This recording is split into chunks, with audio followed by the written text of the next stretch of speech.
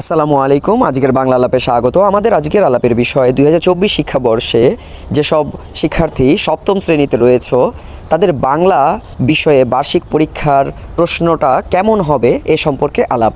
আমরা ইতোমধ্যে নবম শ্রেণী, অষ্টম শ্রেণী এর বার্ষিক পরীক্ষায় বাংলা প্রশ্ন কেমন হবে তা সম্পর্কে আলাপ করেছি। এরই ধারাবাহিকতায় এখন আমরা সপ্তম শ্রেণীর বাংলার প্রশ্ন কেমন হবে তা আলাপ করছি। আমরা জানি যে সপ্তম শ্রেণীর বাংলা বইয়ে 6টি অধ্যায় রয়েছে, 6টি অভিজ্ঞতা রয়েছে। এই বইয়ের উপরেই আমাদের এই মূল্যায়ন পরীক্ষাটি অনুষ্ঠিত হবে।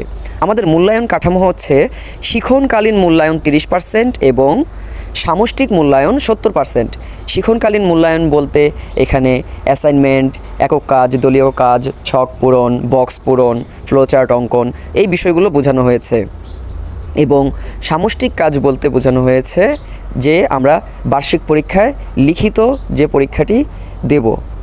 আমাদের সামষ্টিক মূল্যায়নের পরীক্ষার প্রশ্নপত্রটা কেমন হবে তার একটি নমুনা প্রশ্ন এখানে দেয়া আছে এবং মান বন্টনটি দেয়া আছে। মান বন্টন হলো আমাদের এখানে 4 ধরনের প্রশ্ন থাকবে। প্রথমে থাকবে নৈর্বৃত্তিক প্রশ্ন। এই নৈর্বৃত্তিক প্রশ্নের মধ্যে আবার থাকবে 2 ধরনের। নৈর্বৃত্তিক প্রশ্নের মধ্যে 15টি এমসিকিউ থাকবে এবং 10টি এক কথায় উত্তর থাকবে। এখানে 15, 10, 25 নম্বর থাকবে, অর্থাৎ নৈর্বৃত্তিক অংশে 25 নম্বর থাকবে। এরপরে থাকছে সংক্ষিপ্ত উত্তর প্রশ্ন। সংক্ষিপ্ত উত্তর প্রশ্ন এর মধ্যে 10টি প্রশ্ন থাকবে, 10টিরই উত্তর দিতে হবে।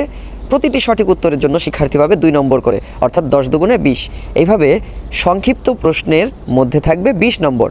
এর পরের অংশ হচ্ছে রচনামূলক প্রশ্ন। রচনামূলক প্রশ্নের মধ্যে আবার 2টা ভাগ থাকবে। রচনামূলক প্রশ্নের একটাতে দৃশ্যপটবিহীন, অর্থাৎ কোনো সিচুয়েশন থাকবে না, কোনো চিত্র থাকবে না, কোনো উদ্দীপক থাকবে না, কোনো ঘটনা থাকবে না। তোমাকে শুধু বলবে বর্ণনামূলক প্রশ্ন বা এটা বর্ণনা করো। রচনামূলক প্রশ্ন থাকবে, এরকম প্রশ্ন থাকবে 5টির মধ্যে 3টির উত্তর দিতে হবে। প্রতিটি সঠিক উত্তরের জন্য শিক্ষার্থী পাবে 5 নম্বর করে। এভাবে 5, 3, 15। তাহলে রচনামূলক প্রশ্ন যেটাতে কোনো উদ্দীপক থাকবে না এমন প্রশ্নতে আমরা মোট পাচ্ছি 15 নম্বর। এরপরে থাকবে রচনামূলক প্রশ্নের আরেকটি ধারা যেটাতে আমরা উদ্দীপক থাকবে, বিভিন্ন দৃশ্যপট থাকবে, বিভিন্ন সিচুয়েশন থাকবে, চিত্র থাকতে পারে, ঘটনা থাকতে পারে, গ্রাফ থাকতে পারে। এগুলোর মধ্য দিয়ে আমাদের প্রশ্ন করা হবে। এই ধরনের প্রশ্ন আমাদের 7টি থাকবে। এই 7টির মধ্যে 5টির উত্তর দিতে হবে। প্রতিটি সঠিক উত্তরের জন্য শিক্ষার্থীরা 8 নম্বর করে পাবে। এইভাবে 5টি প্রশ্নের সঠিক উত্তর দিলে তারা পেয়ে যাচ্ছে 5 8 40 নম্বর। এইভাবে আমাদের 100 নম্বর সম্পূর্ণ হবে। আমাদের এই 100 নম্বরের পরীক্ষাটি 3 ঘন্টা ব্যাপী অনুষ্ঠিত হবে এবং এই 100 নম্বরের মধ্যে একজন শিক্ষার্থী যত পেল সেটাকে 70%-এ কনভার্ট করা হবে। তারপরে ওই 30%-এ সে যত নাম্বার পেল সেটা যোগ করে তার ফলাফল প্রকাশ করা হবে। শিক্ষণকালীন মূল্যায়ন 30%-এর মধ্যে রয়েছে অ্যাসাইনমেন্ট, ব্যবহারিক কাজ, অনুসন্ধানমূলক কাজ অথবা প্রকল্প, প্রতিবেদন, এই ধরনের কাজগুলো। শ্রেণীর কাজের মধ্যে রয়েছে একক কাজ, দলগত কাজ, ছক পূরণ, বক্স পূরণ, ফ্লোচার্ট অঙ্কন, এগুলো। এভাবে আমরা 30% নম্বর অর্জন করব।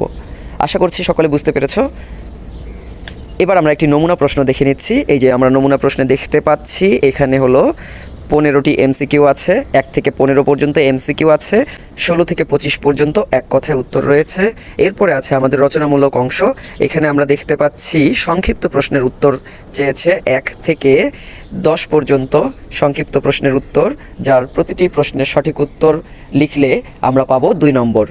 এরপরে রয়েছে রচনামূলক অংশের মধ্যে দৃশ্যপটবিহীন, মানে কোনো উদ্দীপক নেই এমন ধরনের প্রশ্ন। সেগুলোতে আমরা যে কোনো 3টি প্রশ্নের উত্তর দিয়ে পেয়ে যাব 15 নম্বর। এরপরে আছে আমাদের দৃশ্যপট নির্ভর প্রশ্ন, যেগুলোতে আমরা একটি করে দৃশ্যপট থাকবে, একটি করে উদ্দীপক থাকবে এবং আমরা এই উদ্দীপক, দৃশ্যপট এগুলোর মাধ্যমে আমরা উত্তর করব, যার 2টি করে প্রশ্ন থাকবে এবং মোট থাকবে 8 নম্বর। যেটা আমরা সৃজনশীল পরীক্ষার মধ্যে করতাম যে ক, খ, গ, ঘ থাকতো, এখানে শুধু ক, খ থাকবে। 2টি প্রশ্নের উত্তরে আমরা পৃথক পৃথকভাবে 4 করে 8 নম্বর পেয়ে যাচ্ছি।